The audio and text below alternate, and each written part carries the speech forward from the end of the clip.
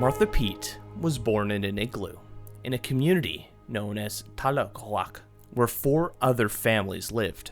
Martha grew up with her parents, who were closely tied to the land. Her parents were nomads and found it difficult to stay in one place for a long time.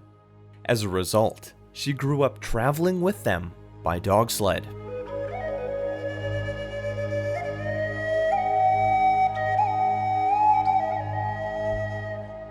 We had a very traditional Inuit way of life. We had our own laws. We had our own beliefs that were taught to us from generation to generation. And we never thought twice about those things. We didn't know values and beliefs of other people in Canada or other parts of the world because there was no radio, there was no way of communication from the outside world. So what I knew growing up was what I learned from my parents. They didn't go out teaching us every day, like in lessons, but they taught us by living that way, a certain way that they always did in the Inuit traditional way of life.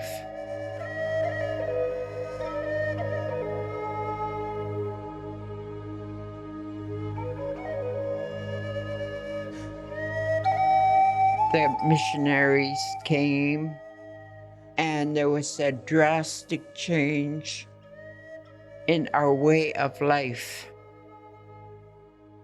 One of the first things that I remember being taught was, if we follow a religion, we would have an everlasting life. And that everlasting life would be in heaven. We were taught that those who did not study the Bible or go to church were evil. And they were children of the devil to burn in hell forever. That was really, really scary for so many Inuit, especially the children. That was really, really scary. That's when I learned about fear, being fearful. If I did something wrong, I'm going to burn in fire forever. But if I listened and studied the Bible and go to church all the time, I would have an everlasting happiness. Those were the things that were taught to us by the missionaries when they arrived in the communities. We were taught also by the missionaries and priests not to play on Sundays. We were not allowed to play anymore on Sundays.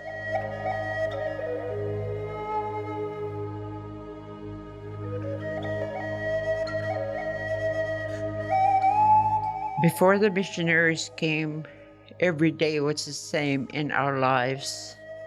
There was no Sunday to Saturday. Every day was the same. We worked, we played, we hunted, we fished. Every day was the same. We didn't have any weekends that I'm looking forward to this weekend. There was no such thing as weekends. Every day was the same before we were introduced to the calendars. Every day was the same. We knew about the changes in weather and other things by knowing the sun direction, the moon, the light, length of daylight, length of darkness. Everything was by the sun, by looking at the sun to figure out approximately what time of the day it is. When I used to go fishing with my mother, we had no watches. We had no clock, nothing.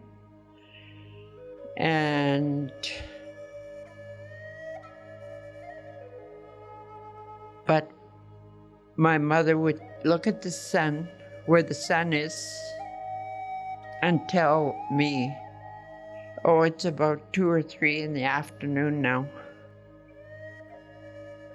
And that's how they've always figured out the time of day. So we were taught very traditional.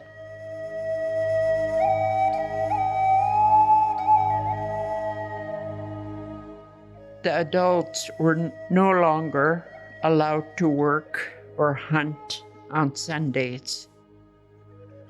We were taught by the missionaries that this was a day of rest, and we cannot play, we cannot hunt on Sundays. One of the scariest things that I've learned growing up, being taught, learning these things, that shall not kill. Kill what? Kill animals? People? What? I found that very confusing for so many years. A lot of these new teachings that we were being taught were very scary. We were scared. We learned fear. We learned we would sin if we played on Sunday. We would sin if we went hunting or fishing on Sunday. And I remember thinking that Inuit must be very bad.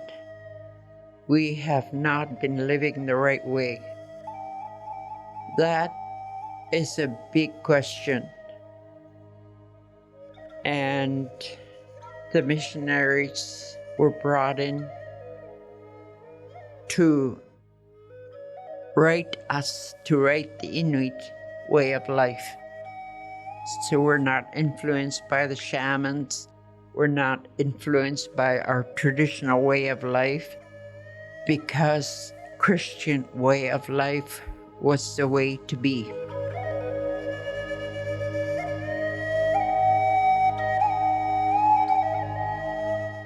The missionaries were brought in from either France or southern Canada or England to come in and teach us how to live, the right way to live. One of the teachings from the Bible, "Thou shalt not lie." I learned to lie to my parents.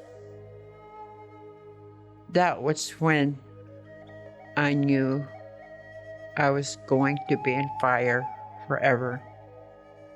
When the commandments were taught to us and we went against them. So we are definitely going to burn in fire.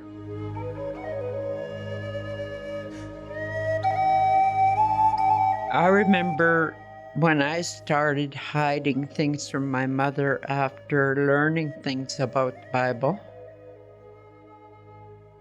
I was hiding from my parents.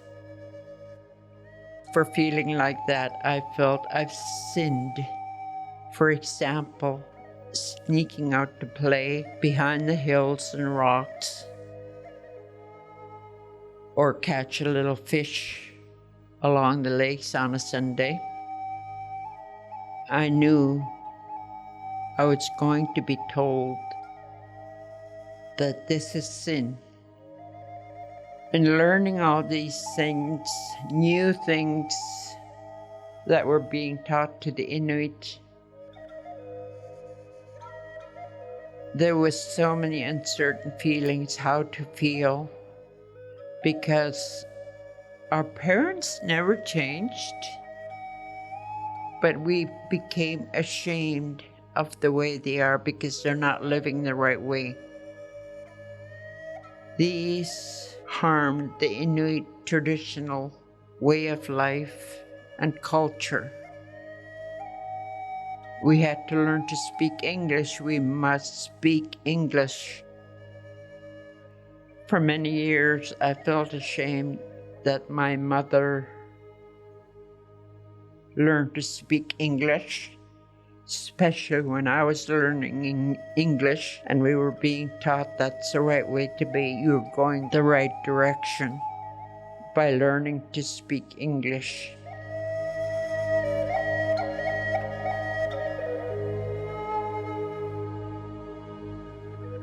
This kind of living caused a lot of confusion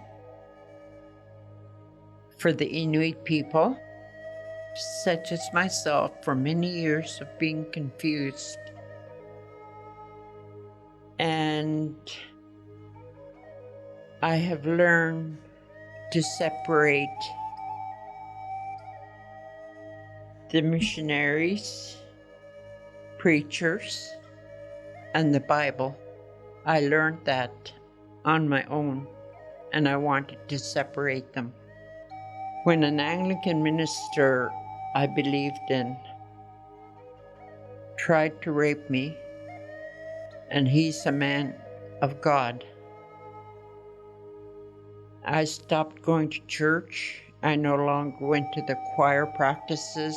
I no longer was in choir at church on Sundays, because I knew what he did was wrong. I really didn't make any difference between the Bible and the preachers. They were one to me. But later on, I learned to separate the missionaries and the preachers from the Bible. And it was very sad. I was sad and kind of depressed when I told myself I'm not going to go to church anymore. I'm not going to be in choir anymore. I don't like that, because the missionary would have a power over me, and I didn't want him to have that power. In the long term,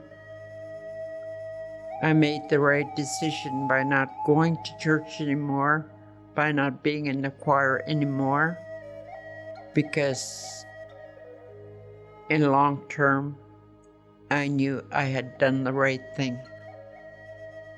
But I never stopped believing in reading the Bible. I do that when I want to feel some peace in my life. Look at my hymn book and sing some hymn songs. That's when I feel better.